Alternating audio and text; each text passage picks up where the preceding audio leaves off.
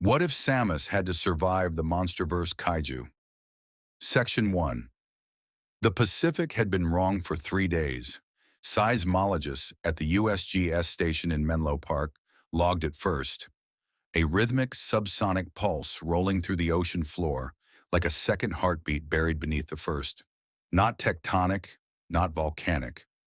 The pattern was too deliberate, too measured, the kind of biological regularity that made the junior analysts reach for their coffee and the senior analysts reach for their phones. By the time the calls reached Monarch's West Coast field office, the bay had already begun to drain. San Francisco didn't evacuate fast enough.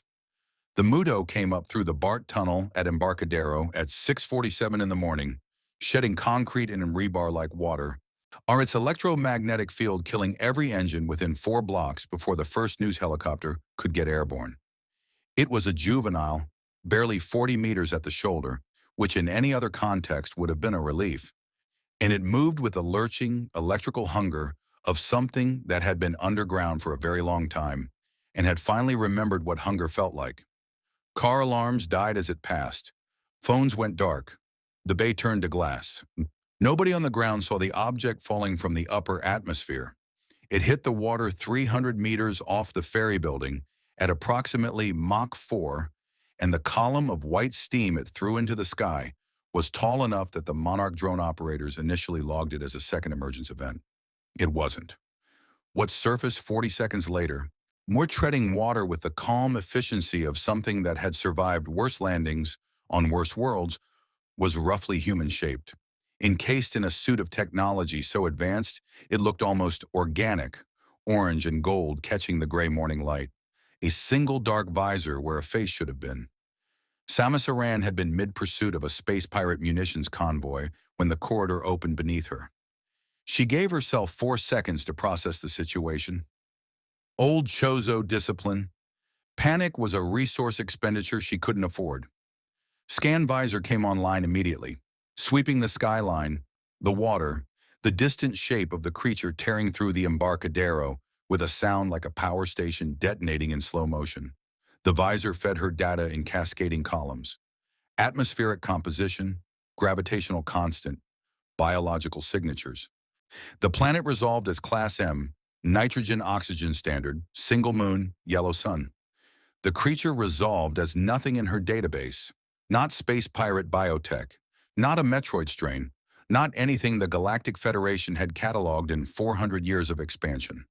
It was simply alive in a way that made her suit's sensors work harder than they had any right to. She pulled herself onto the pier at the foot of Market Street, suit shedding bay water in sheets, and stood very still for exactly 1 breath. The Muto was 3 blocks north and moving parallel to the waterfront, its electromagnetic field washing over her systems in waves she could feel through the suit's haptic feedback. A deep, grinding interference like static with weight to it. Her shields held. Her arm cannon charged on instinct. Then she noticed her passive recharge indicator was flatlined. Not depleted, flatlined. The bioradiation the creature was throwing off, a specific frequency her suit had no classification for, something between nuclear and biological in a way that shouldn't have been physically possible, was actively interfering with her energy absorption cycle. She could fight. She could absolutely fight. But every point of damage she took from this point forward was permanent until she could find a power source this planet's ecosystem wasn't actively jamming. She filed that problem in the back of her mind and started moving north. The streets were a graveyard of dead vehicles and dropped phones. A few civilians moved in the opposite direction, running with the focused, a practiced efficiency of people who had done this before, who had rehearsed this exact scenario in their heads enough times that the shock hadn't caught them. She noted that too. This world had been through something like this before, more than once probably. The signage on an emergency broadcast screen, dead now, killed by the EMP, had read Titan Alert, Category 3 in block capitals, which meant there was a classification system, which meant there was an organization, which meant she wasn't operating entirely blind. She rounded a corner onto the Embarcadero and got her first clean look at the creature. 40 meters. Insectoid architecture. 6 limbs, 2 vestigial on the dorsal surface, 4 load-bearing, with a thorax that pulsed with a cold blue-green bioluminescence that intensified every time it swung its head. No visible eyes. It was navigating by electromagnetic sensing, she realized, which meant her suit's active systems were probably lighting her up like a beacon in its perception. It swung toward her before she'd taken 3 steps. She brought the arm cannon up. If you want to see more characters enter different universes, hit that subscribe button and drop the name of a character and the universe you'd want to see them in down in the comments below. Hope shines brightest in the darkest night. The targeting reticle settled on the creature's thorax. The bioluminescent cluster, the obvious power source, the shot that would end this in 2 seconds. Her finger found the trigger with the ease of 15 years of muscle memory. She had killed larger things than this before breakfast on bad days. She had hunted creatures that could crack moons. So she held the shot. Not from hesitation, not from fear. From the same professional instinct that had kept her alive in environments that killed everyone else. The instinct that said you don't know enough yet. The creature was juvenile. It was navigating by hunger, not aggression. And somewhere in the back of her tactical mind, the sheer fact that this world had a classification system for things like this suggested someone, somewhere, had decided that shooting first wasn't always the correct answer. She fired a warning shot instead. Ice beam, half charge, aimed at the pavement 12 meters to the creature's left. The explosion of frost and displaced concrete got its attention. It turned fully toward her now, filling her entire visor, and she stared up at something that had been alive and evolving for longer than her species had existed, and felt the particular cold clarity that only came in moments like this one. She was a long way from home, she was running on damaged shields, and she had absolutely no idea what the rules were on this planet. She was going to have to learn them fast. The G-Team helicopter came in low over the bay with its running lights off, which told Samus 2 things immediately. Whoever was flying it had done this before, and whoever had ordered the approach didn't want to be seen doing it. She tracked it on her visor without turning her head. The Muto had retreated half a block north after her warning shot, disoriented by the cold discharge.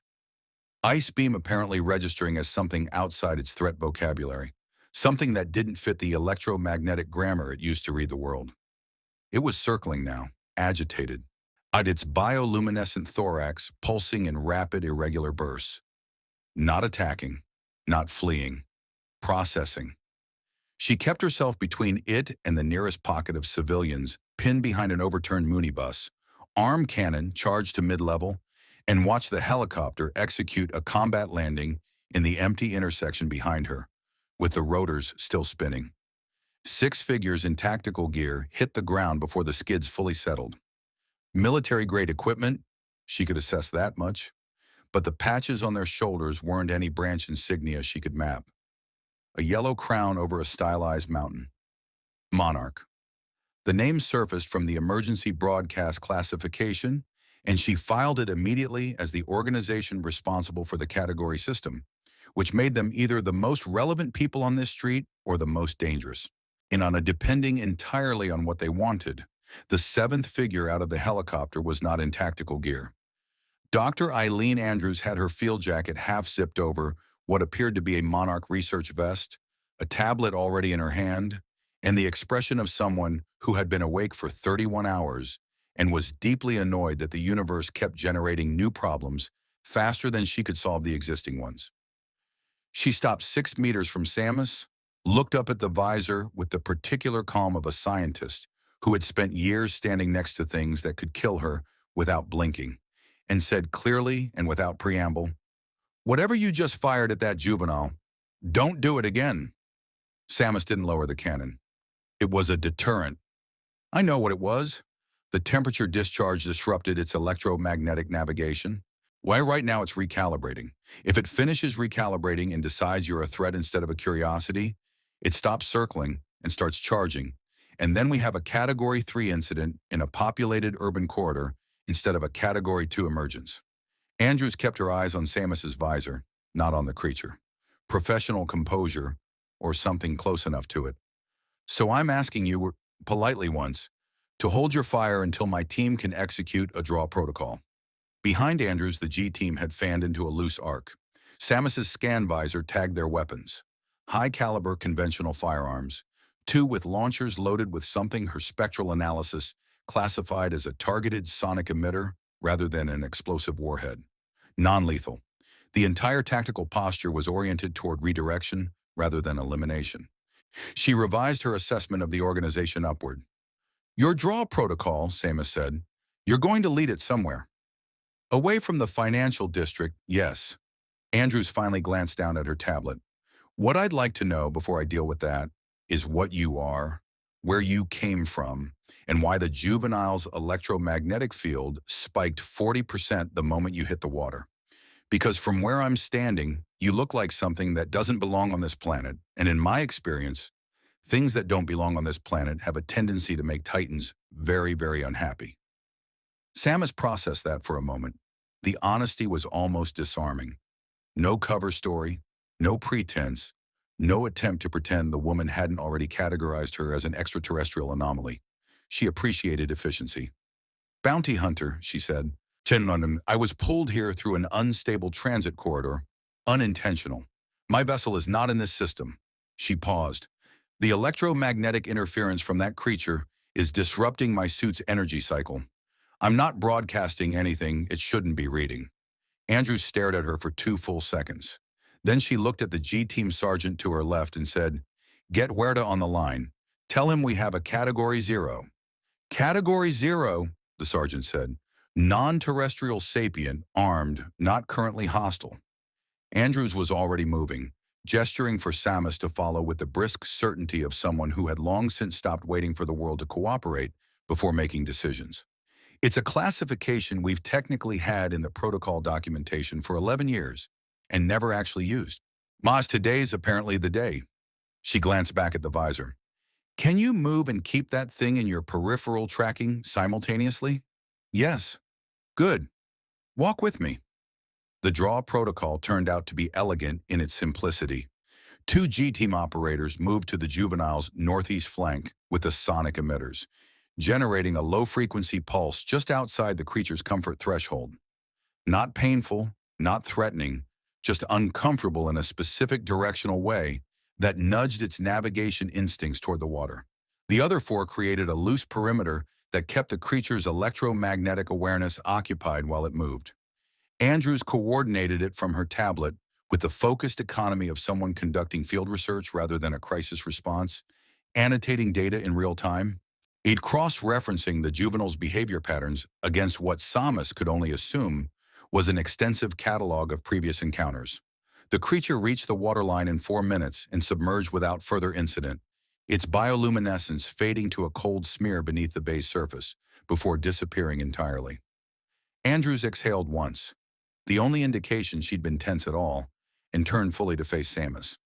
"The electromagnetic disruption you're experiencing," she said, "isn't incidental. Titan bioradiation operates on a frequency that interferes with most advanced technology. We've documented it extensively. Whatever power system your suit uses, it's likely treating the radiation as a jamming signal." She tilted her head slightly. "See, how bad is the damage?" "Shields are non-regenerating until I find a compatible energy source. Combat capacity is intact." "And you were going to fight a 40-meter Titan on non-regenerating shields.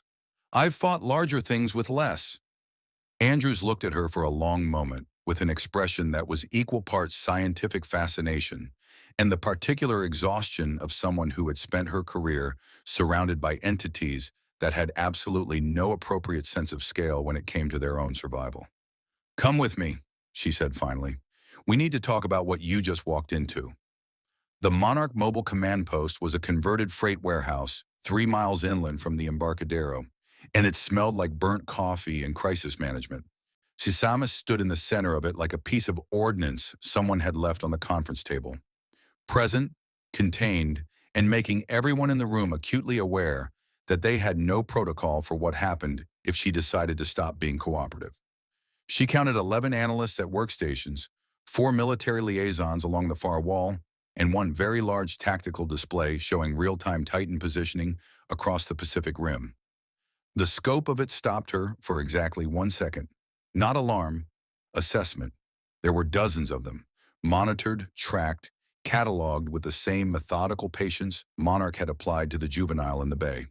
Some of the signatures were stationary, deep underground or deep ocean. Some were moving in slow migratory arcs that the system projected forward in dotted probability lines. Ador, this organization had been doing this for a very long time. Andrews introduced her to the room without ceremony. This is Samus Aran. She's not from here. Everyone adjust. And pulled up a secondary display showing the morning's emergence data. The juvenile had returned to a subsurface nest cavity 3 kilometers offshore. Minimal structural damage to the Embarcadero. 2 injuries among the civilian population, neither critical. By Monarch's apparent standards, this was a good outcome. We want to understand the suit's interaction with Titan bioradiation, Andrews said, pulling Samus toward a sensor array in the corner staffed by a young analyst who looked like he hadn't slept since the previous administration. Specifically whether you're generating a signature they're responding to, or whether the interference is purely passive. Passive, Samus said. My suit doesn't broadcast on biological frequencies. It might not need to. Godzilla can detect atomic signatures from 300 kilometers. A power system advanced enough to run that armor at operational capacity might be registering to them the same way a reactor registers to our instruments. Not as communication, just as presence. Andrews glanced at the analyst. Run a comparative spectral on her power signature against the Muto juvenile's sensitivity range. Samus let them scan her because the data would be useful to her as well, and because she had already identified every exit in the building and was reasonably confident she could leave whenever she chose. The cooperation was professional, not obligatory. She was studying the Pacific Rim display when the alert came in. Not an emergence, a migration. One of the stationary deep ocean signatures had gone mobile 40 minutes ago, and the probability projection had just resolved its heading. The Oregon coast, a stretch of cliffs and sea stacks north of Cannon Beach. Isolated, low population density. The signature belonged to something Monarch's system tagged as classification, Hawk-Muto variant, behavior, predatory, status, unmonitored. Unmonitored, Samus said, reading the tag. Andrews was already across the room. It's a variant we've documented twice before, related to the MUTO family but behaviorally distinct. More aggressive, less electromagnetic dependent. It doesn't have an established territory or a titan it defers to, which makes it unpredictable. She pulled the file. The Oregon coast has 3 small coastal towns within 15 kilometers of the projected landing site. We have 1 G-team unit in the region, currently 22 minutes out. Projected landing in how long? 11 minutes. The room did the math before Andrews finished saying it. 11 minutes, 22 minutes. 11 people in those towns who didn't have 11 minutes. Samus was already moving toward the door. Wait! Andrews caught up to her in 3 strides, not grabbing, just positioning herself in Samus's peripheral line. Smart. What's your engagement plan? Because if you go in there and kill it, that's what I do. That's not always the right answer here. Samus stopped and looked at her directly through the visor. 11 people, 11 minutes. What's your answer? Andrews held her gaze for 2 seconds. Way then stepped aside. The flight north was 40 minutes by Monarch helicopter. Samus spent it on the exterior rail, magnetically locked to the skid, scanning the coastline with her visor at maximum range, while Andrews coordinated with the G-team unit below. The Oregon coast came into view as a gray line of headlands and sea fog, beautiful in the indifferent way that places without cities tended to be. And then the variant broke the surface 2 kilometers offshore, and Samus stopped noticing the scenery. It was larger than the juvenile, 60 meters, maybe 65, with a morphology that diverged from the Embarcadero creature in significant ways. Heavier through the thorax, with forelimbs that ended in something between a claw and a drill. Clearly adapted for breaking through rock rather than conducting electricity. No bioluminescence. This one hunted differently. When it hit the shallows and kept coming, its movement had the single-minded velocity of an organism that had never learned to hesitate. Samus dropped from the helicopter at 300 meters altitude. The suit absorbed the landing on the clifftop with a concussive impact that cracked stone in a 2-meter radius and left her already running. arm cannon switching to power beam on instinct. Not ice, not plasma, just the clean kinetic punch of a charged shot that she could calibrate without knowing the target's biology. She needed information before she committed to a kill shot. Old habit, old survival. The variant saw her before she reached the clifftop edge. It had better visual processing than its juvenile cousin. She could see it track her, recalculate, monitor adjust its heading by 30 degrees to orient on this new variable. She was smaller than anything it had ever prioritized. That would last until she gave it a reason to change that assessment. She gave it a reason. The charged power beam hit the variant in the left forelimb joint with enough kinetic force to stagger something that weighed close to 40,000 tons. And the sound it made was enormous. Not pain exactly, more like outrage. The specific fury of an apex predator that had never experienced meaningful resistance. It reared up against the fog, and for a moment it was the only thing in the world, blotting out the sky, and Samus held her ground on the clifftop and started calculating. She ran the numbers in 4 seconds. Structural weak points per the scan visor, 3 candidates on the dorsal surface, 1 at the skull base, 1 at the thorax-abdomen junction. The thorax-abdomen junction was the kill shot. Clean, fast, structurally catastrophic. She had made this shot, or something functionally identical to it, more times than she could count, on creatures that made this one look manageable. She fired twice, 2 plasma beam shots to the dorsal surface to force it to lower its guard, 1 full-charge power beam to the junction. The variant came down.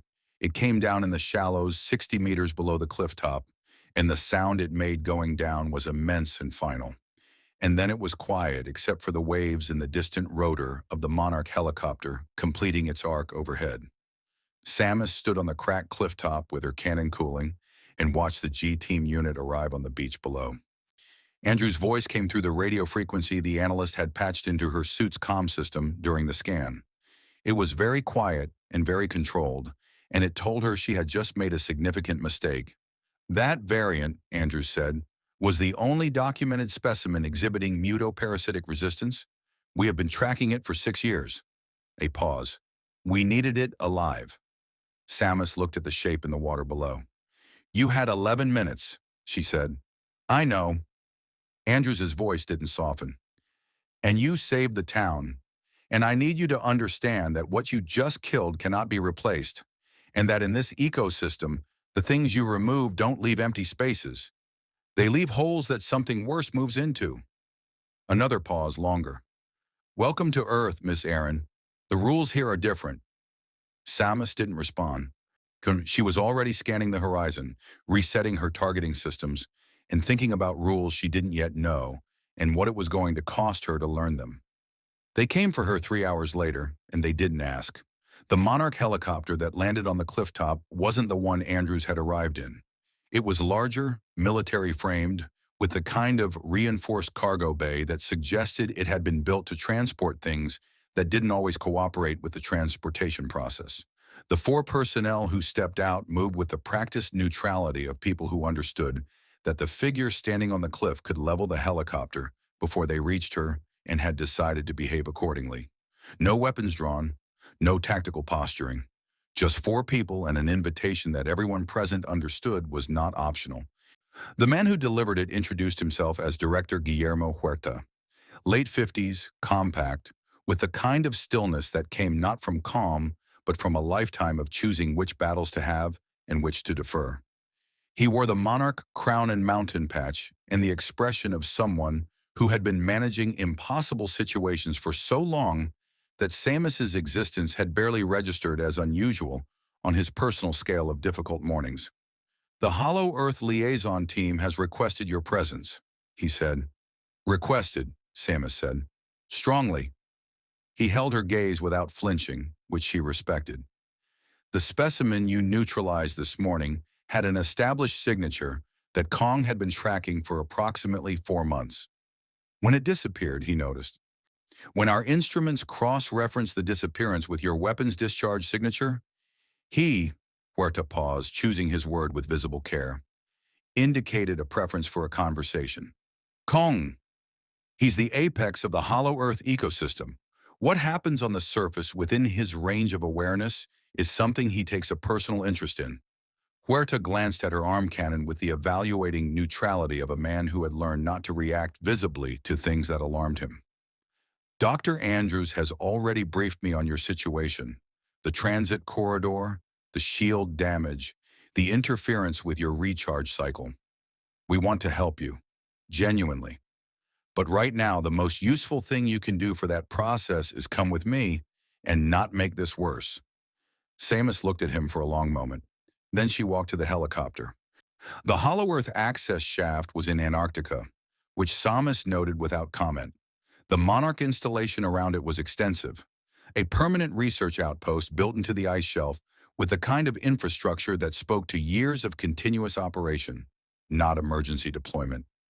Scientists moved through the corridors with the focused energy of people who had normalized the extraordinary, which she was beginning to understand was the defining characteristic of everyone who worked for this organization. They had normalized titans. They had normalized a subterranean ecosystem the size of a continent. They were normalizing her with impressive speed. The descent took 23 minutes. Samus spent it watching the shaft walls transition from ice to rock to something that wasn't quite either. A striated geological formation that her visor classified as unknown composition, possible biogenic origin, which she filed alongside the growing list of things on this planet that had no analog in the Galactic Federation's records. The anti-gravity inversion happened at the halfway point, a smooth reversal that the Monarch personnel around her absorbed with practiced ease, and then the world opened up below her into something that stopped her breath for exactly 1 second. She had been on worlds with internal biospheres. The Galactic Federation had cataloged 17 of them. None of them looked like this. And the hollow Earth was lit by its own geology, vast formations of luminescent crystal throwing amber and gold light across an ecosystem of impossible scale. Mountains inverted against the ceiling, rivers running in directions that had nothing to do with gravity's conventional preferences. Flora that had evolved in total isolation from the surface for so long that it had developed architectural complexity that most civilizations would have called construction. And moving through it, living in it, navigating its impossible geography with the casual ease of creatures that had never known anything smaller, the Titans. Surface dwellers' absence here was not empty space. It was their space, undivided, primordial. Kong was waiting on the floor of a valley the size of a small country. He was larger than she'd calculated from the file images.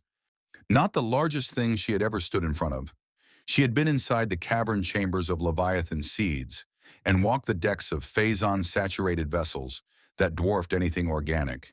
But he occupied his scale with a quality she hadn't anticipated. Not just size, presence, the specific gravity of a mind behind the mass, watching her descend from the transport with the focused, patient attention of something that was genuinely thinking about what it was looking at. He had tools. She noted that immediately. A crafted implement visible near his resting hand, rough but deliberate in its construction. And he had context. In the Monarch liaison team with her, a small group including a researcher named Trapper, who moved around Kong with the ease of long familiarity, communicated with him through a combination of ASL-derived gesture and something more intuitive, a shorthand built from years of shared experience that Samus recognized as the working language of genuine relationship rather than behavioral management. Kong looked at her for a long time. Then he reached out one enormous hand and set it on the ground 6 meters in front of her, palm up. Not a threat, not submission, something in between. A gesture that her Chozo-trained instincts translated without difficulty as explain yourself. She held her ground and faced him directly, visor up. Eye contact, or the closest approximation available to her. When the Chozo had taught her that apex predators read posture before they read action, and that the fastest way to communicate non-aggression to something large enough to end you was radical stillness and direct engagement rather than the submissive avoidance that prey animals used. I didn't know what it was, she said aloud, knowing he couldn't parse the words but that the tone would carry. I knew what it was going to do to those people in 11 minutes. I made a choice with the information I had. Kong studied her. His nostrils flared slightly. Reading her scent, she realized, running whatever biological analysis he had available to him across the data she presented. She held still and let him read. Trapper spoke quietly beside her. He's not angry exactly, more assessing. When a new predator enters his range, he needs to know what kind it is. Whether it kills out of hunger or territory or, he paused, principle. What's the distinction? Hungry predators you can manage. Territorial predators you can negotiate with. Predators that kill on principle are either the most dangerous thing in a system or the most useful, and he needs to know which one you are before he decides what to do about you. Kong moved then, not toward her, but settling back, shifting his weight with a deliberate economy of something that had decided to continue observing rather than act. It wasn't acceptance. It wasn't clearance. It was the specific suspension of judgment that only a genuinely intelligent creature could execute, the decision to gather more information before reaching a conclusion. Samus understood that completely. Tell him, she said to Trapper, that I'm trying to figure out the same thing about myself. Trapper translated the gesture. Kong was still for a moment, and then something moved across his face that she couldn't fully classify. Not a smile, not recognition, but something in the same emotional family as both. He turned away and moved deeper into the valley, which the liaison team apparently recognized as a dismissal because they immediately began preparing for departure. But as Samus turned toward the transport, she ran her visor back once more across Kong's retreating form and found him already looking over his shoulder at her with the same assessing patience he'd shown since she'd landed. She had been evaluated by the best trackers in 3 galaxies. She had never felt quite so thoroughly read by anything that didn't use instruments to do it. She filed that feeling next to everything else she didn't yet understand about this world and followed Huerta back to the transport with the growing sense that she had passed some kind of test. Just not one where she yet knew the grading criteria. The warning came at 3 a.m., and it came in the form of silence. Samus had been running diagnostics in the temporary quarters Monarch had assigned her in the Antarctic installation, a repurposed equipment bay large enough to accommodate the suit, which she had not removed, because removing the suit on an unfamiliar world with non-regenerating shields and no ship in orbit was the kind of decision that turned survivable situations into final ones. She had been cross-referencing her visor's accumulated scan data against Monarch's shared Titan files, building her own understanding of the ecosystem's architecture, mapping the relationships between species the way the Chozo had taught her to read planetary biospheres as interconnected systems rather than individual threats. Then the installation's ambient noise dropped out entirely. Not a power failure. The lights held, the instruments held. The soft mechanical breath of the ventilation system continued. What stopped was everything biological.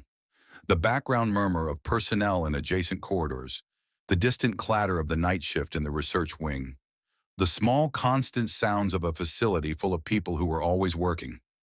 All of it gone, were replaced by a quality of quiet that Samus's instincts classified before her conscious mind caught up. The quiet of things going still because something larger was close. She was out of the bay and moving through the corridor before the first seismic sensor triggered its alert. The installation's external cameras showed her 4 of them simultaneously, which was the detail that reordered everything she thought she understood about the night.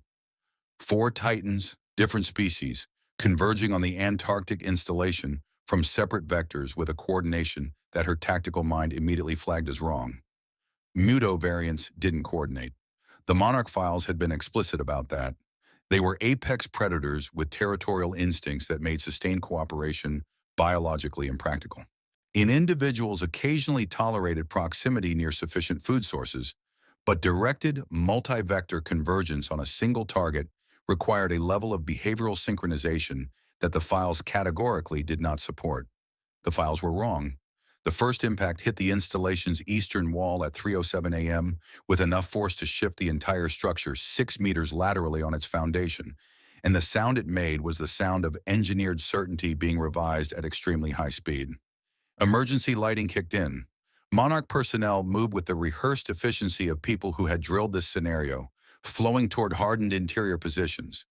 But the installation had been built to withstand incidental contact from a single Titan, not a sustained assault from 4. Samus was already outside when the second impact came. The Antarctic plateau at night was a darkness so total it existed as a physical presence, broken only by the installation's emergency floods and the distant moving shapes that her visor resolved into thermal signatures. Massive, deliberate, arranged with the geometric intentionality of a hunting pattern. She swept all four simultaneously and felt the first real cold edge of tactical disadvantage settle into her assessment. They were positioned at cardinal points around the installation: north, south, east, west. No escape vector that didn't pass through one of them. She had enough charge for sustained combat. What she did not have was a margin for error. The northern one came first, and it was the largest. A species she didn't have a monarch classification for. Something with a low quadrupedal silhouette and a dorsal structure that her visor analyzed as densely mineralized, essentially a living geological formation that had learned to move. When it charged, the plateau shook in a rhythm that she felt through her boots as a sustained vibration, and she moved left and fired a full plasma beam at the leading edge of its advance. The beam hit. The creature stumbled, took the hit, redistributed the energy through that dense dorsal structure, and kept coming at 80% of its previous velocity. She rolled clear of the impact radius and came up running, already recalibrating. Plasma beam insufficient for immediate deterrence against that morphology. She switched to missiles. Super missiles was the high-yield variant she reserved for exactly this category of target, and put two into the creature's four-limb assembly before the eastern one hit her from the side. The impact was not survivable by any conventional assessment. It wasn't a direct strike. She had read the eastern creature's approach on peripheral tracking and had already been moving. But the shock wave of its forelegs striking the plateau surface 3 meters to her right picked her up and threw her 40 meters across the ice with enough rotational force that her suit's stabilizers were still correcting when she hit the ground, and the shields absorbed the landing in a cascade of amber warning indicators. She rolled to her feet on pure Chozo reflex, checked her shield status. Aran experienced the specific focused dread of watching the number fall below a threshold she had designated as emergency critical. 31%, with no passive regeneration, in the middle of a coordinated 4-point assault with 2 more Titans yet to engage. The southern one moved, and she did the math in real time, and the math was unambiguous. She could not absorb another hit at this shield level. She could not eliminate 4 Titans of this scale with the ammunition remaining before one of them reached her. And the Monarch installation behind her contained 47 people who had not yet reached the hardened interior positions. She made the only decision available: morph ball. The transformation was instantaneous. Suit collapsing inward through the Chozo-designed articulation sequence. Samus compressing into the perfect sphere of the morph ball configuration in the same motion she used to drop into the snow. The silhouette change was dramatic and immediate, and she counted on the Titan's visual processing being keyed to the upright humanoid form she'd been presenting, the aggressive vertical stance of a standing combatant. Because the moment she was a sphere rolling across the ice, she was no longer readable as the same threat she'd been 3 seconds ago. The Southern Titan's charge overshot her by 12 meters. She went into the snow. Not into it, through it, under it, the morph ball's rotational momentum carrying her down through the compacted ice shelf in a drilling spiral that the Chozo had designed for exactly this category of desperate option. And down and through and into the geological dark beneath the installation's foundation, navigation running on her visor's ground-penetrating scan, the world above her reduced to seismic data and thermal imaging through 2 meters of ice and rock. She stopped 20 meters down, in a cavity between the installation's foundation piling and the bedrock, and went completely still. Above her, 4 Titans circled the installation. She could track them through the seismic feed, the specific vibration signatures of each, distinct enough that her visor could now differentiate them individually, which meant she was learning them in real time even while she hid from them, which was the only productive thing available to her in this moment. The mineralized quadruped had returned to the northern approach. The one that had hit her shockwave was stationary on the eastern approach, apparently uncertain where its target had gone. The southern one was still moving, confused by the trajectory interruption. The western one, which she hadn't engaged at all yet, had not moved from its position since the assault began. The Western one was the coordinator. She ran the behavioral data again, slowly and carefully, with the patience of someone who had nothing to do but think. The Western signature had not moved, had not attacked, had arrived first if she reconstructed the convergence timeline correctly, and had remained stationary while the other three engaged, which was not predatory behavior, which was, she checked the Chozo framework for behavioral pattern analysis, directorial behavior, and the behavior of something managing a situation rather than participating in it. She didn't have a classification for that. What she had was 31% shields, a morph ball configuration, 20 meters of ice between her and four titans, and the absolute certainty that the moment she surfaced, the engagement resumed on terms that she currently could not survive. She laid in the dark and she thought, which was what the Chozo had taught her to do when fighting was not yet possible. To be still, to observe, to understand the system she was inside before she tried to change it. She had hunted space pirates across 6 star systems. She had survived Metroid Prime, Ridley, the Leviathan seeds, the Phazon corruption. She had survived things that the Galactic Federation had classified as extinction-level threats. She had never survived them by being reckless. She pulled up her suit's energy reserve diagnostics and began a manual inventory of every weapon system, every beam configuration, every missile count, building her options against the tactical problem above her with the methodical focus of someone who understood that the difference between dead and alive was almost always the quality of thought that happened in the silence before the action. 31%. The Western Titan hadn't moved. Somewhere above the ice, 47 Monarch personnel were in hardened positions, waiting. Samus Aran went to work. She surfaced at dawn, not because the situation had resolved. The 4 Titans had withdrawn approximately 2 hours after her disappearance into the ice, their convergence dissolving with the same unsettling coordination that had assembled it. The Western coordinator moving first, and the other 3 following in sequence like instruments responding to a conductor's cue.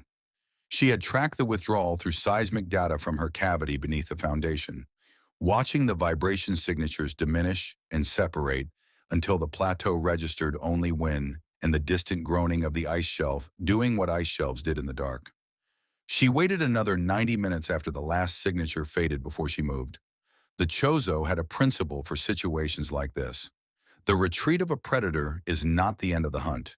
It is the hunt changing shape. She came up through the snow 40 meters north of the installation's perimeter wall, what morph ball unfolding into combat stance before she'd fully cleared the surface. Arm cannon sweeping through a full 360 before she allowed herself to assess the damage. The eastern wall had taken the worst of it.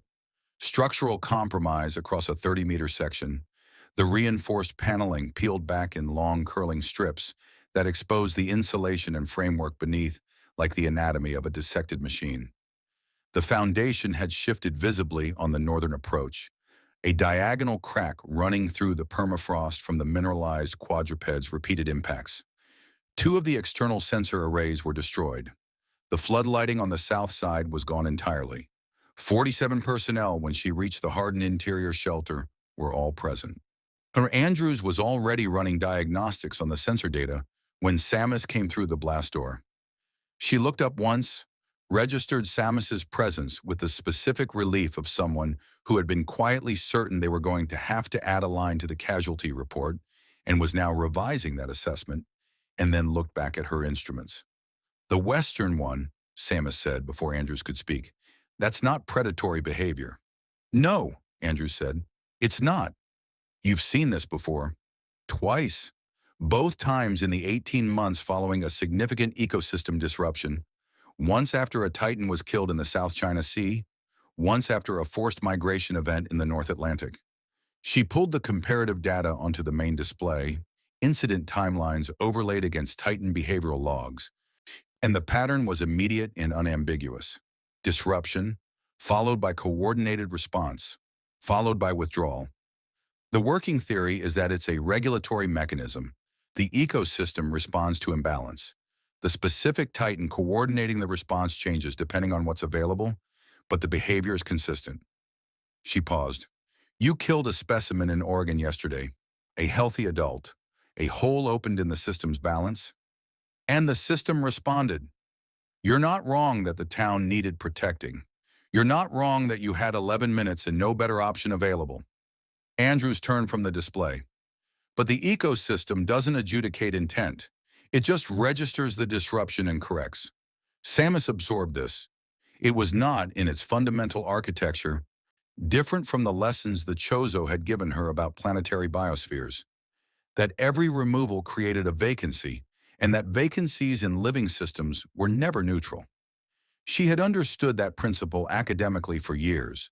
She was understanding it operationally now, through the very specific medium of 31% shields and 4 titans that had materialized from the dark in coordinated geometric formation. The operational version was more persuasive. Huerta found her in the equipment bay 2 hours later, while she was running a manual weapons diagnostic and cross-referencing her missile inventory against the engagement data from the night before. He came alone. One which she had come to understand was his method. He removed the tactical framing of an accompanied approach and replaced it with the more dangerous framing of a direct conversation between two people who both understood the situation clearly. He sat on a supply crate and looked at her with the evaluating patience of a man who had spent 30 years making proposals to things that could kill him. How long can you operate at 31% shield capacity? He asked. Indefinitely if I'm not taking significant hits. The shields don't degrade passively, they just don't regenerate. She set down the component she'd been examining. You have a power source compatible with my suit's absorption cycle? It wasn't a question. She had done the math during the night. The installation's reactor specifications were in the shared files Monarch had given her access to, and the energy output signature was close enough to her suit's standard intake frequency that adaptation was theoretically possible with approximately 3 hours of calibration work. We do, Huerta said.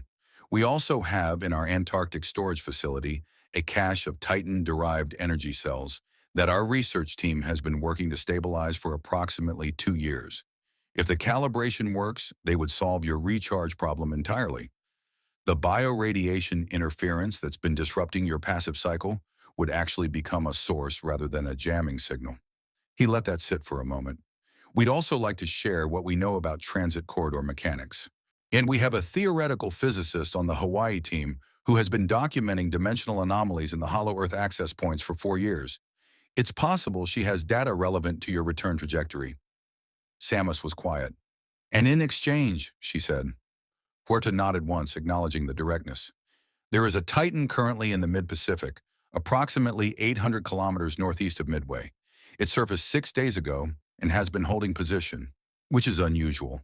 Stationary behavior in open water, without a food source or a territorial anchor, typically indicates either injury or a specific orientation toward a target. He pulled a tablet from his jacket and set it on the supply crate beside him. 3 days ago it began moving. Its current heading puts it at the Hawaiian coastline in approximately 40 hours. Honolulu has a population of just under 400,000. She looked at the tablet. The Titan's track was a clean straight line, purposeful and undeviating. What's driving it? She asked. We don't know. It doesn't match any established migration pattern. It's not responding to Godzilla's positioning. He's in the North Atlantic and has shown no awareness of this specimen. It's not tracking a food source we can identify. Huerta's jaw tightened slightly. What we do know is that it's a Category 4. It has no established behavioral record, and our standard draw protocols have a success rate of approximately 12% against Category 4 specimens, operating without territorial or feeding motivation. You want me to stop it? I want you to lead the response team. G-Team will be on site in a full support capacity, aerial assets, my sonic arrays, everything we have. But the honest assessment is that against a Category 4 with unknown motivation in open water, what we can deploy conventionally will not be sufficient. He paused.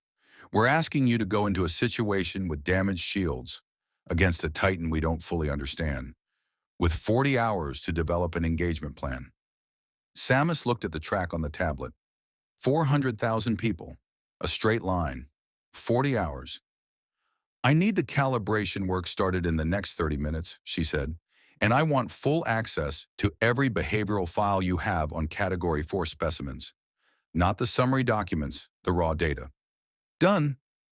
And when this is finished, she said, the physicist in Hawaii, I want 3 hours with her data before anything else. Huerta picked up his tablet and stood. Yax agreed. He moved toward the door, then stopped with the precision of a man who had rehearsed the timing of his exits. One more thing. The Titan we're sending you against. He hesitated for the first time since she'd met him, and she read the hesitation as genuine rather than theatrical, which made it the most alarming thing he'd said. The behavioral anomaly we can't explain, the straight-line heading, the lack of response to conventional deterrence, the unknown motivation. He faced her. Dr. Andrews believes it may have registered your weapon's signature from the Oregon engagement and is orienting on you specifically. The equipment bay was very quiet. It's hunting me, Samus said. That's her working theory, which means standard draw and redirect protocols are not only insufficient, they're irrelevant. It's not going to a destination. He met her eyes through the visor. It's coming for you. He left, and Samus turned back to her weapons diagnostic, and the number 31% sat in the corner of her visor display like a small, quiet fact about the distance between where she was and where she needed to be before 40 hours ran out. She pulled up the raw behavioral files and got to work. The calibration took 4 hours instead of 3 because the Titan-derived energy cells were stable in theory and unstable in practice. And the technician Monarch assigned to the process? A compact, methodical woman named Dr. Sato, who had spent 6 years studying bioenergy conversion and had the specific focused calm of someone who treated every problem as a puzzle rather than a crisis, refused to rush the final integration sequence regardless of the timeline pressure. Samus didn't argue. Sato was right, and a botched calibration that fried her suit's absorption matrix would leave her worse off than 31% with a functional system. She used the extra hour to finish the raw behavioral files on Category 4 specimens, cross-referencing Monarch's incident data against her own growing taxonomy of Titan behavioral patterns, building a picture of what a Category 4 looked like when it was operating with intent rather than instinct. The picture was not reassuring. So the Category 4 specimens shared 3 behavioral characteristics across every documented incident. They did not respond to sonic deterrence, they did not redirect from established headings once a motivation was locked, and they demonstrated what Monarch's files carefully described as adaptive tactical awareness. The capacity to register and respond to novel threats in ways that suggested something beyond pure predatory reflex. 2 of the 3 documented Category 4 encounters had resulted in significant casualties. The third had been resolved by Godzilla's intervention. She filed that detail and moved on. The shields read 67% when Sato completed the integration. Not full, not the 92% operational standard she preferred going into an unknown engagement. But 67 was functional, and the passive recharge cycle was live again. The bioradiation frequency that had been jamming her absorption matrix had been inverted through the energy cell integration, exactly as Sato had theorized, so that the ambient Titan bioenergy that saturated this planet's atmosphere was now feeding her shields rather than suppressing them. She stood on the deck of the Monarch fast response vessel 8 hours later, in the pre-dawn dark of the Central Pacific, and felt her shields tick upward by a fraction of a percent from the ambient radiation in the air, and thought that this planet had a very particular way of turning its threats into resources if you understood the system well enough. The Category 4 was 40 kilometers out and closing. Monarch had designated it Raijin in the operational files, a working name, and not a formal classification assigned by the Hawaii team 3 days ago when the straight-line heading had first resolved. The name meant Thunder God in Japanese, which Andrews had noted in her file annotation was either appropriately dramatic or deeply on the nose, depending on your tolerance for that kind of thing. The specimen's morphology was unlike anything else in the Monarch catalog, radially symmetric in a way that most large Titan forms weren't, with 8 primary limbs arranged around a central mass, each limb ending in a structure that the scan data suggested was simultaneously a sensory organ and a weapon system. Bioluminescent, like the mutojuvenile, but the frequency was different. Not the cold blue-green of electromagnetic sensitivity, but a deep violet-white that her visor classified as high-energy plasma discharge. It could shoot. She had factored that into the engagement plan she'd spent 8 hours building. The G-Team aerial assets were positioned in a wide perimeter, close enough to deploy sonic arrays on her signal, far enough that Raijin's plasma discharge wouldn't take out all of them simultaneously.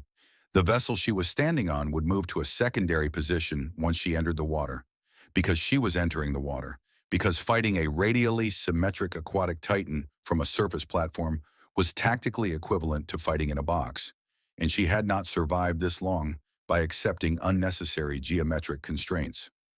Andrews was beside her at the rail, running final sensor checks. "The straight line heading," Samus said. "How precise is it?" "0.7 degrees of variance over 800 kilometers.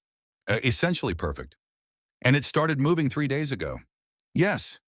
"The Oregon engagement was 4 days ago." "Yes." Andrews didn't elaborate. She didn't need to. Samus watched the horizon where Raijin's bioluminescence was beginning to resolve as a deep violet smear against the dark water. The leading edge of something enormous moving with the implacable velocity of a thing that had identified its target and removed all other considerations from its operational priorities. She thought about what it meant that a Titan with no established behavioral record had locked a heading within 24 hours of her weapons discharge in Oregon, had maintained that heading across 800 kilometers of open ocean, and was now closing on a vessel that happened to be positioned between it and the Hawaiian coastline. She thought about what the Chozo had taught her about the difference between predators that hunted for sustenance and predators that hunted for reasons the prey couldn't fully comprehend. "I'm going in," she said. The water was black and cold and 3,000 meters deep, and the moment she submerged her visor, switched to the combined thermal sonar imaging mode that the Chozo had designed for exactly this category of zero visibility environment. The Pacific resolved around her as a three-dimensional map of temperature gradients and pressure differentials, and at its center, 40 kilometers out and closing at a speed that her calculations put at arrival in approximately 19 minutes. Raijin moved through the deep water like a second sun. She had never seen anything hunt like this. It wasn't the charging aggression of the Muto variant in Oregon, wasn't the territorial circling of the juvenile in San Francisco Bay. It was something more deliberate, a sustained, efficient, completely unhurried approach that reminded her of nothing so much as the way the best hunters she had ever encountered moved when they were absolutely certain of the outcome. No wasted energy, no deviation, just the steady consumption of distance between itself and its target, with the patience of something that had been alive long enough to understand that patience was the most reliable weapon available. She put herself in its path at 30 kilometers and held position, waiting for the scan data to update. The arm cannon was charged to full. Super missiles loaded in the secondary queue. As she had worked out the engagement geometry during the planning phase, Raijin's radial symmetry meant there was no conventional weak point orientation, no single angle of attack that offered the structural vulnerability she'd exploited in Oregon. She would need to establish which of the 8 limbs generated plasma discharge and which served primarily sensory functions, then target the discharge limbs to reduce the offensive threat before attempting anything decisive. The plan required information. Information required engagement. Engagement at 30 kilometers depth in the Central Pacific against a Category 4 specimen that was specifically hunting her was the kind of situation that the Galactic Federation's risk assessment protocols would have classified in the highest danger tier. She had been in the highest danger tier before. Raijin was 15 kilometers out when the water changed. Not temperature, not pressure. Something her visor's instruments didn't have a classification for. A resonance that moved through the water column from below and to the northwest, a frequency that her suit's haptic feedback translated as vibration, but her tactical instincts processed as signal. She ran the spectral analysis and got a result that she checked twice because the first reading seemed incorrect. The frequency matched the ambient radiation signature in Monarch's files for Godzilla. She swept northwest on thermal imaging and found him at 8 kilometers. Ascending from the deep ocean shelf in a slow, deliberate arc that put him on an intercept course not with Raijin but with her position, or rather, with the point in the water column where she and Raiden's heading would converge in approximately 9 minutes. He wasn't charging. He wasn't pursuing. He was moving with the measured intentionality of something navigating toward a specific location for a specific reason, his own bioluminescence, the deep blue of atomic energy rather than Raiden's violet white, throwing long shadows through the dark water that her visor resolved as a shifting geometric landscape of light and depth. She held her position and processed the new variable. The engagement plan had not included Godzilla. The engagement plan had been built on the assumption that this was a bilateral problem. Her and Raijin, 47 Monarch personnel, a Category 4 with unknown motivation in a straight-line heading. The appearance of a second apex at this specific moment either resolved the problem or catastrophically complicated it, and she did not yet have enough information to determine which. He surfaced 50 meters from her position in the water column, and in the dim thermal imaging of 3,000 meters depth, he was vast and impossibly old and completely still. And he looked at her the way Kong had looked at her in the hollow earth, with the patient, calibrated attention of something that was thinking rather than reacting. She looked back.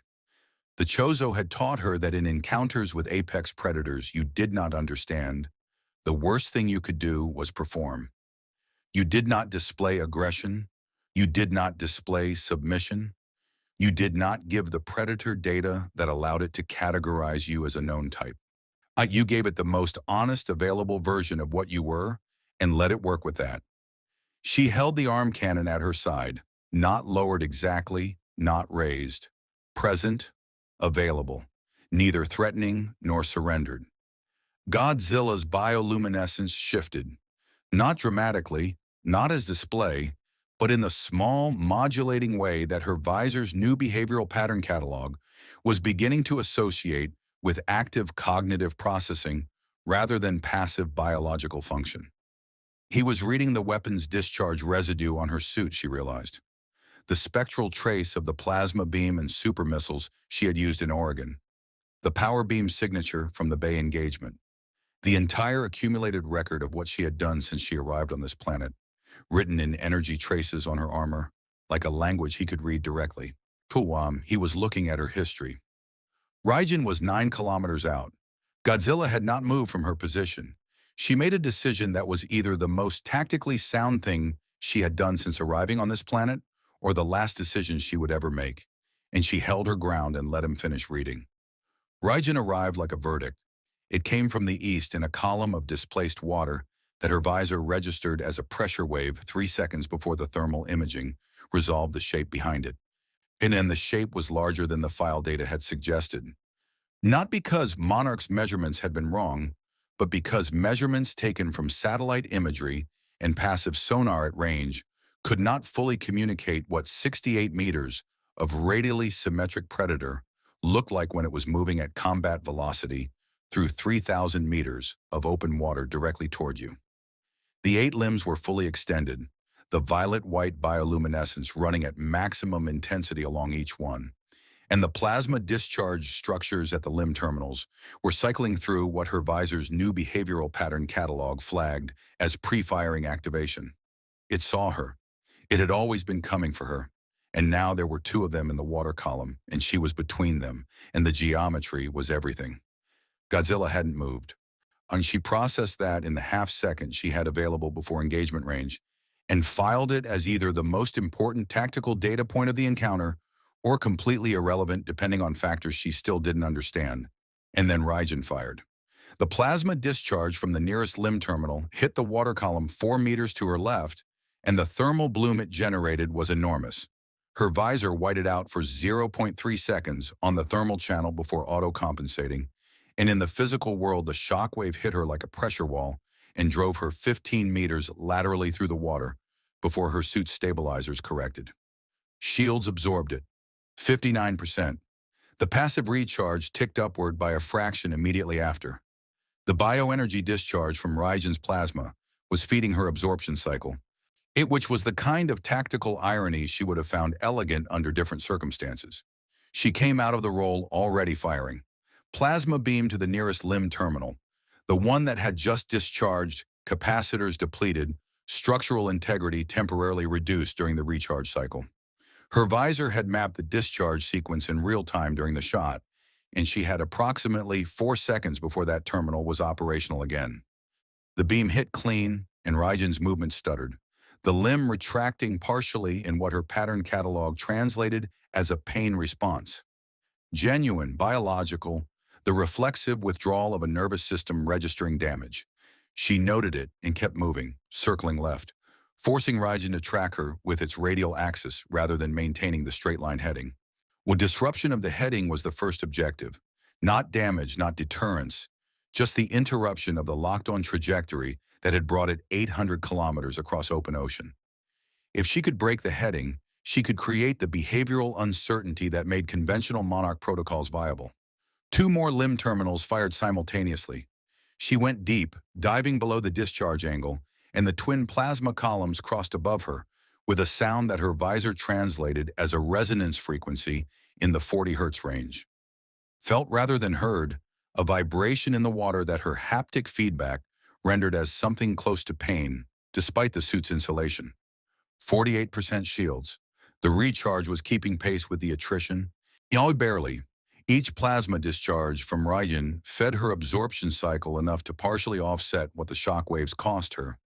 She was in a strange equilibrium, being damaged and recharged simultaneously by the same source, and she filed that as information about the Titan-derived energy cell calibration that Sato would want to know about if this resolved in a direction that included a debriefing. She got above Raijin's central mass on the third approach and lined up the shot she had been calculating since the engagement began. The central mass, the radial core from which all 8 limbs extended, was the structural nexus. Her visor had been mapping it through every exchange, building a 3-dimensional model of the internal architecture from the thermal and pressure data each plasma discharge generated, and what the model showed was a concentration of biological systems at the core that had no redundancy. Not a weak point in the conventional sense. Not a single vulnerable node the way the mutovariant's thorax-abdomen junction had been, but a convergence of critical systems dense enough that a sufficiently powerful impact would cascade through the entire radial structure simultaneously. Full charge on the power beam, super missile follow-through, 2 seconds of sustained plasma beam to the same impact point. She had run the numbers. The structural integrity would fail. She held the shot. Not from tactical uncertainty. The geometry was clean. The charge was full. Raijin's rotational tracking had put the central mass at optimal angle for exactly the window she needed. The targeting reticle was locked, where every condition for the shot was present. She held it because her visor's behavioral mapping had been running continuously since the engagement began, and in the accumulated data of Raijin's movement across the last 40 kilometers of open ocean. The pre-dawn thermal imaging, the sonar tracking, the plasma discharge patterns, all of it compiled into a behavioral profile that Monarch's files hadn't existed long enough to build. She was reading something that didn't fit the Category 4 designation. The discharge patterns were defensive, not offensive. Every plasma shot Raijin had fired since engagement had been at angles that created separation rather than angles that maximized damage. Wide shots, pressure shots, the tactical vocabulary of something trying to create distance rather than something trying to land a kill. And the straight line heading across 800 kilometers had looked like pursuit, and she had interpreted it as pursuit, and Monarch had interpreted it as pursuit. But behavioral pursuit and straight line heading were not the same thing. And the movement data she was looking at now suggested something that had been moving away from something rather than toward her. She pulled her scan visor to maximum sensitivity and swept southwest, behind Raijin's origin vector. The reading came back in 2 seconds and she stared at it for one full breath. There was a second thermal signature at 40 kilometers southwest, moving northeast at a velocity that put it in this position in approximately 30 minutes. Massive, larger than Raijin, larger than the Category 4 file suggested anything in this ocean sector should be. Moving with the same straight-line efficiency that she had read as hunting behavior in Raijin's track, because it was hunting behavior, just not Raijin's hunting behavior. Raijin was being chased, had been chased for 800 kilometers across the Central Pacific. The straight line heading wasn't a locked-on approach trajectory, it was a flight path. The plasma discharges weren't attempts to neutralize her. They were attempts to clear an obstacle from an escape route. Every behavioral data point she had interpreted as aggression, reread instantly and completely as desperation, and the picture that assembled itself in her visor's tactical overlay was not a Category 4 predator hunting a new threat. It was a Category 4 survivor running from something worse. She lowered the arm cannon. Raijin was 12 meters away. Limb terminals cycling through discharge preparation, central mass exposed, every condition for her kill shot still technically present. The targeting reticle disengaged when she dropped the charge, and in the sudden absence of active weapon lock, the water between them was very still. She looked at it directly the way she had looked at Kong in the Hollow Earth, and the way she had looked at Godzilla 40 seconds ago. The radical stillness, the honest presentation, the refusal to perform anything she didn't mean. Then she turned southwest, put her arm cannon up, and fired a full-charge super missile into the open water in the direction of the incoming signature. Not at range, not a targeting shot, a signal. The explosion of displaced water and light was enormous and directional and unmistakable. A declaration broadcast on every frequency Titan biology used to read the world, carrying the specific spectral signature of a weapon system that had neutralized a Muto variant in Oregon 18 hours ago and driven a coordinated 4-point assault from the Antarctic plateau in the dark. It said, "I am here. I am between you and this animal. I know what you are." Raijin was completely still behind her. She kept her arm cannon oriented southwest and waited, and counted the seconds with the patience of someone who had learned, across a very difficult 36 hours, that this planet rewarded the people who were willing to stop and understand the system before they acted inside it. Godzilla moved, not toward her, not toward Raijin. In he turned southwest with the slow, implacable reorientation of something that had been waiting for the situation to resolve into a shape it recognized, and his bioluminescence shifted from the modulating, cognitive processing frequency she had been reading for the last 4 minutes to something deeper and more sustained. The specific resonance that her visor's spectral analysis matched against the Monarch files, the alpha signal. She had read about it in the behavioral catalogs, had understood it intellectually as a dominance broadcast, a biological declaration that moved through water and rock and atmosphere simultaneously, registering to every Titan in range as the voice of the apex of the ecosystem. Had not understood, until she felt it move through her suit's haptic feedback as something that resonated in frequencies below language and above instinct, what it actually was. It was the ecosystem speaking. The incoming signature at 40 kilometers southwest slowed. Her visor tracked the deceleration in real time, the straight-line velocity dropping from the sustained hunting pace to something slower and more uncertain. The behavioral shift of a predator that had encountered a boundary it needed to assess. It didn't stop, but it slowed, and the heading shifted by 3 degrees, and then 4, and then the probability projection on her visor's tracking overlay began to curve away from the Hawaiian coastline in a gentle arc that widened with every passing second. She let out one measured breath. Behind her, Raijin's bioluminescence had dropped to a low, steady pulse.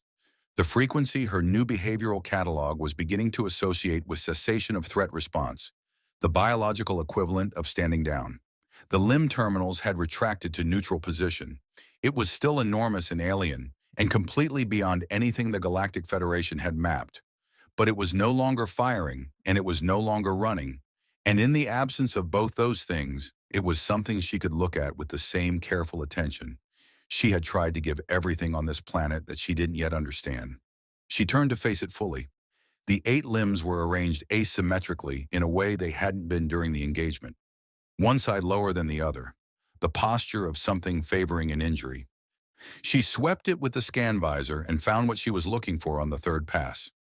Deep scoring along the dorsal surface of the western limb cluster, thermal differential consistent with recent trauma. The specific pattern of damage that her accumulated combat experience translated as the mark of another Titan's attack rather than geological contact. It was wounded, had been wounded before it started running, had been running while wounded across 800 kilometers of open ocean with whatever was behind it maintaining the pursuit, and had reached her position with its plasma systems cycling at maximum output. Not because she was the target, but because she was the first obstacle it had encountered that had given it reason to slow down. So she looked at the wound and looked at Raijin, and thought about the MUTO variant in Oregon, and thought about Andrews's voice on the radio saying the words, "The things you remove don't leave empty spaces, they leave holes that something worse moves into." She holstered the arm cannon. It was the most tactically vulnerable thing she had done since arriving on this planet, and she did it with the complete deliberate intention of someone who understood exactly what the gesture meant and was making it anyway. Because the Chozo had not trained her to hunt wounded animals that were fleeing something worse, and because 67% shields under passive recharge in the Central Pacific, with Godzilla 8 kilometers northwest, was not the worst position she had ever chosen to stand her ground in. Raijin was still. The water was very deep and very quiet.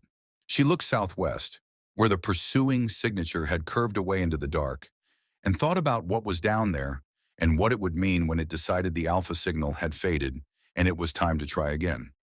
She thought they had perhaps bought a few hours. She signaled Andrews on the Monarch comm channel. "I need the full catalog on whatever is 40 kilometers southwest of my current position," she said. "Everything you have. And I need it before that thing decides to come back."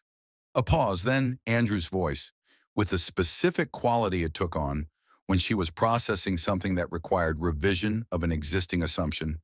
"There's nothing in the catalog 40 kilometers southwest of your position," Andrews said. Samus looked at the thermal signature on her visor. Still there. He's still moving. Still enormous.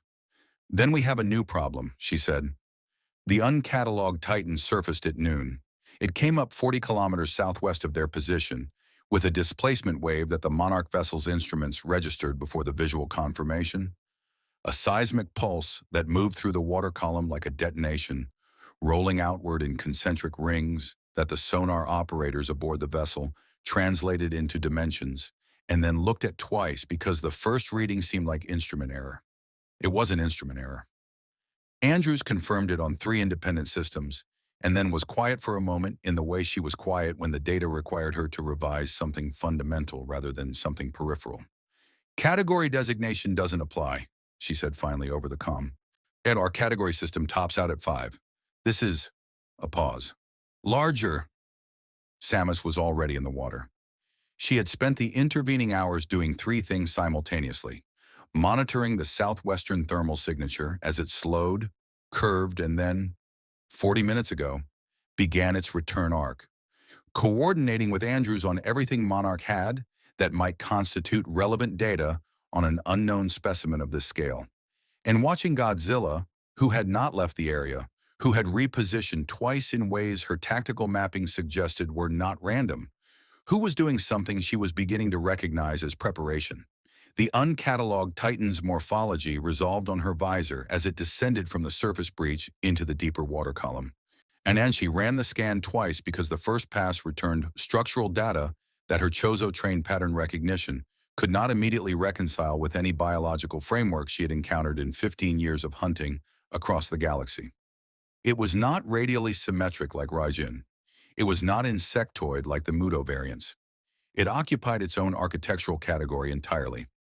A mass of biological systems arranged around a core of thermal energy so dense that her visor's spectral analysis kept defaulting to geological classification before she manually overrode it toward organic. It was not geological. It was alive, and it was very old, and it generated heat the way stars generated heat, not as a byproduct of metabolism, but as the primary expression of what it was. It had found Raijin's thermal signature immediately upon surfacing, and then it had found hers. The heading change was instantaneous, a pivot from Raijin's position to her own, with a speed and precision that confirmed what the behavioral data had suggested during the overnight assessment.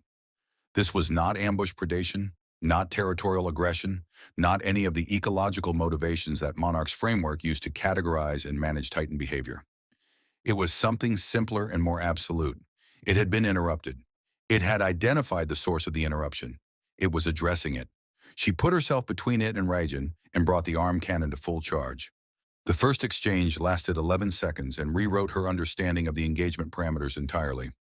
It moved through the water at a velocity her visor's tracking had difficulty resolving, not because the instrument was insufficient, but because the specimen's movement generated such significant hydrodynamic distortion that the data it returned was perpetually slightly behind the reality it was describing.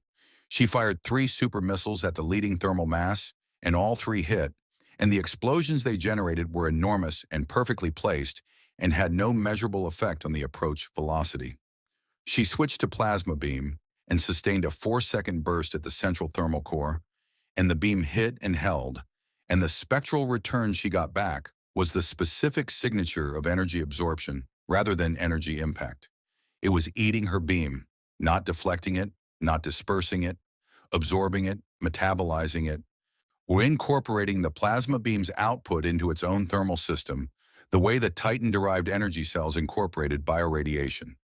Not as damage, but as sustenance. She disengaged the beam before it could drain her weapon charge and went evasive. And the wake of the specimen's passage through the water column hit her like a physical object and drove her 40 meters through the deep before she stabilized. 39% shields. The passive recharge was working. The uncatalogued Titan's thermal output was so immense that her absorption cycle was running at triple the rate it had managed during the Raijin engagement. The ambient bioenergy so thick it registered as almost atmospheric. She was recharging faster than she had at any point since arriving on this planet, which was an interesting tactical advantage in a situation where she had just established that her primary offensive systems were functionally useless. She needed a different approach. The Chozo had a principle for encounters with organisms that absorbed direct energy. You did not fight the metabolism, you disrupted the system that sustained it. Every biological system, regardless of scale or resilience, had a regulatory architecture, a set of processes that maintained the conditions the organism required to function. Disrupt the regulation, not the organism. Find what it needed to remain stable and remove the stability. Her visor had been building a thermal map of the specimen since first contact, and in the accumulated data of the exchanges, she had a model of the internal architecture. Incomplete, imprecise at the margins, but sufficient for the analysis she needed. The thermal core was uniform. The distribution system that moved thermal energy from the core to the peripheral systems was not. There were concentration points, junctions where the thermal flow converged before redistribution, and those junctions were not composed of the same heat-resistant material as the core. They were transitional structures, biological interfaces between the extreme thermal environment of the core and the more conventionally biological peripheral systems.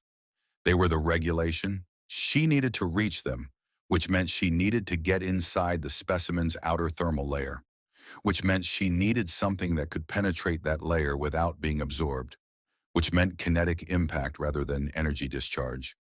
The Morph Ball's bombs, the one weapon system in her arsenal that operated on pure explosive force rather than directed energy, and which she had not used since the Antarctic installation, because deploying Morph Ball in open water against a target of this scale had the tactical disadvantage of leaving her in the most vulnerable configuration available to her.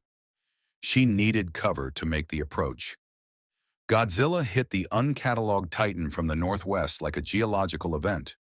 She had tracked his positioning through the entire engagement, had watched him move and reposition and move again with the patient deliberation she had come to associate with something thinking rather than reacting. And the moment his approach vector resolved on her tracking overlay, she understood what he had been doing for the last 4 hours.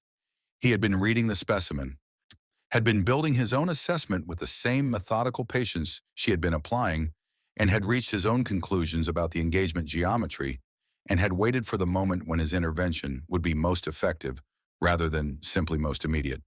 The Alpha engaged with an atomic blast that lit the deep Pacific like a second sun, and the shock wave that followed it moved through the water column and hit Samus like a wall and drove her 100 meters northwest before she could correct. And when her visor cleared and she reoriented, she found the 2 apex organisms locked in direct contact 40 meters from her position. Grappling in the deep water with a force that generated pressure differentials, her suit's structural integrity system flagged as approaching its tolerance threshold, just from proximity. She had 4 seconds before the uncatalogued Titan's attention returned to her. She went into Morph Ball. The approach was the most precise movement she had executed since arriving on this planet. A rolling trajectory through the pressure chaos of two category-scale organisms in direct combat, threading gaps in the hydrodynamic distortion that her visor's predictive modeling identified in real time. Each bomb she laid behind her serving double duty as propulsion and obstacle disruption. She reached the outer thermal layer of the uncatalogued Titan in 11 seconds, and the heat reading spiked so dramatically that her suit's thermal protection system registered it as a critical warning before adapting. And then she was through it and inside, and the world outside the thermal layer vanished into white noise on every sensor channel she had. She found the first thermal junction in 8 seconds, laid a power bomb, the highest yield explosive in her arsenal, the one she carried 3 of and used with the selectivity of someone who understood that 3 was not a number that forgave mistakes. The detonation was contained entirely within the thermal layer, which meant the blast force had nowhere to go but inward, and the structural damage it generated in the junction architecture was the specific kind her visor's model had predicted. Not catastrophic, not immediately, but a disruption of the regulatory flow that would cascade through the system over time, creating thermal instability at the peripheral interfaces that the organism would have to compensate for.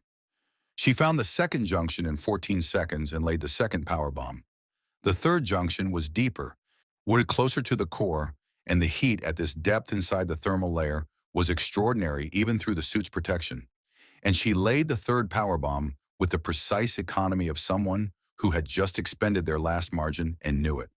And then she drove upward through the thermal layer on morph ball momentum and unfolded into combat configuration in the open water above the specimen's dorsal surface as the 3 detonations cascaded. The uncatalogued Titan's movement changed, not immediately, not dramatically, but the smooth, impossible velocity that had made it functionally untouchable began to develop irregularity. The specific stuttering quality of a biological system compensating for regulatory failure, or the organism redirecting resources toward internal stabilization and away from the directed external attention that had made it so dangerous. Its hold on Godzilla loosened. Its thermal output spiked and then dropped in the irregular pattern of a system that had lost its steady state. Godzilla didn't need a second opportunity. The atomic blast he delivered at point-blank range into the destabilized thermal core was something her visor couldn't fully process. The spectral data it returned simply exceeded the instrument's classification range in 3 separate measurement categories, which she noted for the debrief and then set aside because the physical reality of it was more immediately relevant than the data. The water around the impact point flashed to steam instantaneously across a radius of 60 meters. The pressure wave that followed was the largest single-force event she had experienced since arriving on this planet, and it drove her upward through the water column and through the surface and 30 meters into the open air above the Pacific, before her suit's stabilizers brought her to a controlled hover. She hung in the air above the steaming ocean and checked her shields. 22%. Below her, the surface of the Pacific settled with the slow, heavy patience of deep water resuming its natural state. The steam dissipated eastward on the trade wind. Godzilla surfaced 200 meters southwest, dorsal spines still lit with the residual blue of atomic discharge, and he was still for a long moment in the way he had been still in the deep water when he had been reading her history from the spectral traces on her armor. Then he looked up. She held her position in the air 30 meters above the water and looked back at him through the visor, and neither of them moved for a moment that felt longer than it was. 2 apex predators from completely different biological and civilizational contexts, having just solved the same problem from complementary angles, taking stock of what that meant. She had hunted space pirates across 6 star systems. She had killed things the Galactic Federation classified as extinction-level threats. She had been alone in the dark on a dozen worlds with nothing between her and something that wanted her dead, but the suit and the training and the absolute refusal to stop until the problem was resolved. She had never had a partner while she did it. And the concept sat in her tactical mind with the unfamiliar weight of something she didn't have an established framework for. and she looked at Godzilla in the afternoon light of the Central Pacific and thought about what the Chozo had taught her about systems, that the strongest ones were not the ones with the most powerful single component, but the ones whose components understood how to function in relation to each other. Below her, Raijin surfaced quietly at the edge of the steam cloud, 8 limbs arranged in the low, asymmetric posture she had come to read as non-aggression, violet-white bioluminescence at its lowest setting. Watching, Andrew's voice came over the comm, very quiet. "We're reading the thermal signature as destabilized and descending," she said. "It's moving southwest at reduced velocity. Yeah, whatever you did in there," a pause. "The cascade is ongoing. It's going to be managing that for a while." "How long?" "We don't know. We've never seen this organism before today." Another pause, longer. "Are you intact?" Samus checked the inventory. 22% shields, passive recharge active, 0 power bombs remaining, super missiles at 30% of standard loadout, plasma beam at 68% charge capacity. The suit was functional.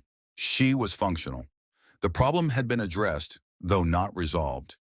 Destabilized and descending was not the same as neutralized, and southwest was not the same as gone. And this planet, she was beginning to understand, with the accumulated certainty of 36 continuous hours of evidence, did not resolve its problems so much as manage them in an ongoing negotiation between forces so old and vast that the word resolution had never quite applied. "Intact," she said. She looked at Godzilla one more time. Then she descended toward the water, and the Monarch vessel came around on its secondary approach heading, and somewhere below the Pacific, the uncatalogued Titan moved slowly southwest with 3 powerbomb detonations, cascading through its regulatory architecture. And Raijin followed the current southeast toward whatever territory it had been driven from 800 kilometers ago, and the ocean resumed the vast, indifferent business of being the ocean. She landed on the vessel's deck and stood in the afternoon light with the Pacific around her in every direction, and 22% shields and no power bombs, and the particular bone-deep exhaustion of someone who had been running at operational maximum for longer than was sustainable, and she felt, underneath all of it, something that was not quite satisfaction, but was in the same family. The specific quality of having understood something true about a system she had entered without a map. The rules were different here. She was beginning to learn them. The transit corridor data was housed in a repurposed server room in Monarch's Hawaii facility, which occupied the basement level of a volcanic research installation on the Big Island's northeastern coast. Dr. Keiko Mori had been documenting dimensional anomalies in the hollow Earth access points for 4 years, with the focused, slightly manic energy of a theoretical physicist who had been handed a data set that rewrote 3 of her foundational assumptions every 6 months and had decided to find that invigorating rather than destabilizing. She was exactly the kind of scientist Samus had learned to recognize across her years, working adjacent to Galactic Federation research divisions. The kind who had stopped being surprised by impossible things and had started simply being interested in them. She looked at Samus's transit data for 11 hours before she said anything substantive. Samus spent those 11 hours in the adjacent room, running a full-suit diagnostic, cataloging every new behavioral pattern her visor had logged since arrival, and eating the first meal she had consumed since leaving her ship. A practical decision rather than a social one, made because operational capacity required caloric maintenance and because the Monarch catering staff had, with admirable professionalism, produced something that the suit's nutritional analysis confirmed was adequate without requiring her to remove the helmet in a room full of people she didn't yet fully trust. She also read every file Monarch had given her access to. Not the summary documents, the raw data, incident reports going back to the 1950s, behavioral catalogs compiled across 70 years of observation, theoretical frameworks proposed and revised and proposed again by generations of researchers trying to build a coherent understanding of a system that consistently exceeded every model they developed for it. She read it the way she had always read planetary biosphere data before a mission, looking not for the answers but for the shape of the questions, the places where the existing framework strained against what the evidence was actually saying. The framework strained everywhere. Monarch was extraordinary at what it did, the observation, the cataloging, the management of individual Titan behavior in specific geographic contexts. What it struggled with was the scale of the system it was inside. 70 years of data, and they were still essentially describing the surface of something whose depth they couldn't fully instrument. Every answer they developed generated three new questions. Every model they refined exposed three new variables. They were intelligent, dedicated, and genuinely good at their work, and they were permanently, yes, structurally behind. She thought about what it would mean to have eyes that operated at a different scale. Mori knocked at 11 hours and 14 minutes with the specific quality of knock that indicated she had something and knew it was complicated. The corridor mechanics are consistent with Hollow Earth dimensional interface events, she said, setting a tablet on the workbench with 3 pages of calculations visible. The access points generate localized spacetime discontinuities when the Hollow Earth's gravitational inversion field interacts with surface-level tectonic stress. Yours was unintentional. A transit corridor from your origin point intersected one of these discontinuities at the moment of maximum interface stress, and the geometries aligned in a way that pulled you through. She paused. Dalvin, the good news is that the process is theoretically reversible. The interface events are periodic. They follow a cycle tied to Hollow Earth gravitational fluctuation that we've been documenting for 3 years. How long until the next one? Samus asked. Approximately 6 weeks.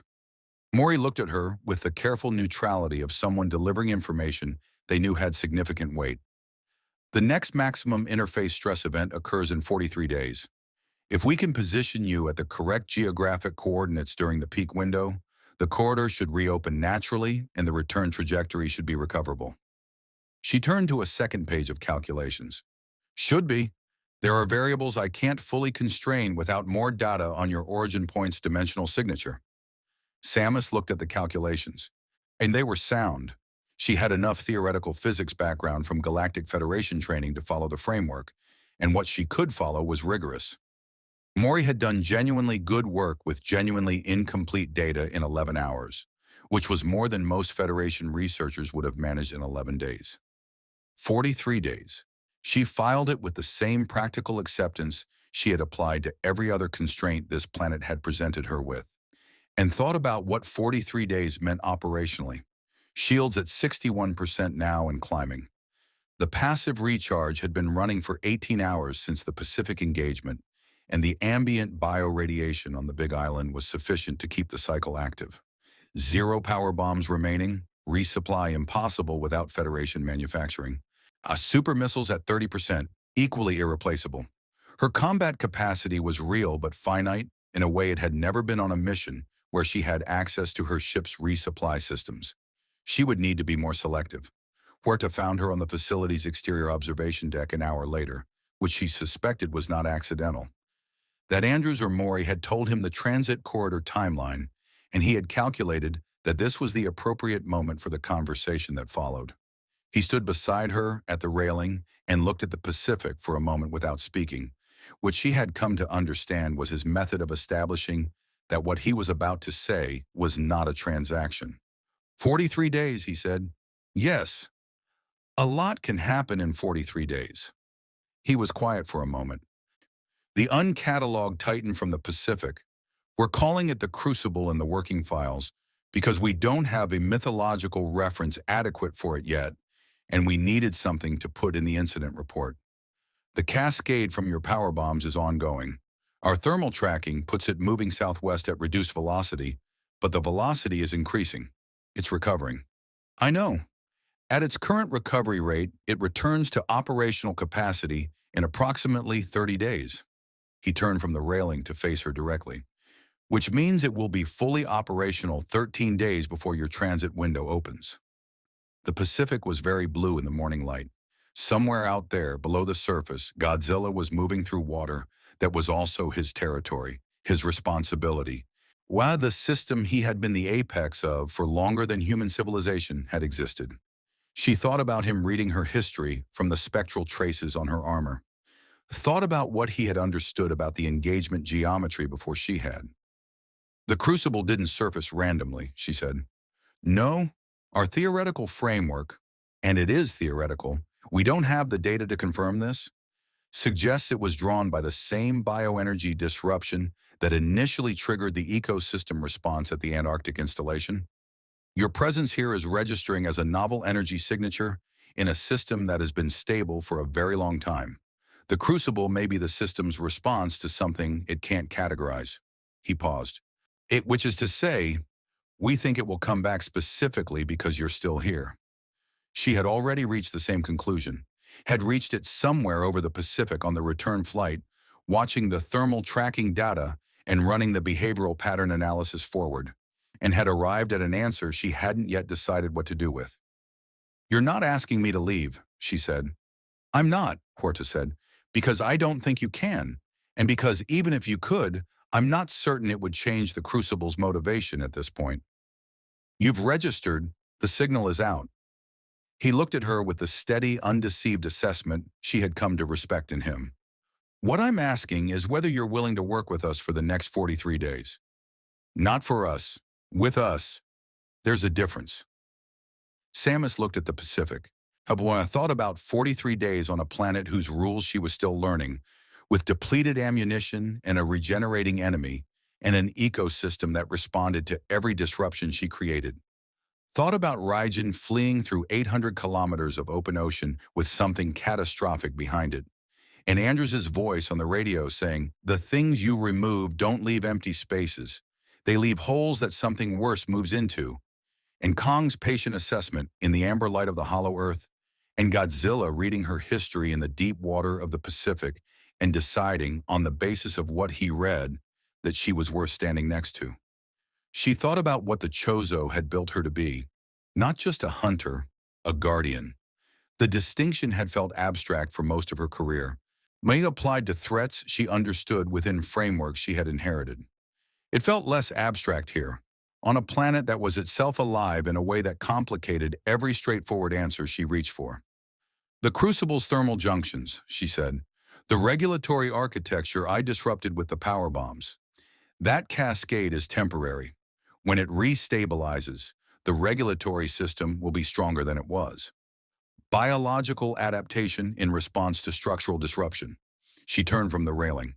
"I need to understand the full internal architecture before it comes back. Not from file data, from direct scan contact with a live specimen of comparable morphology." Huerta was quiet for a moment.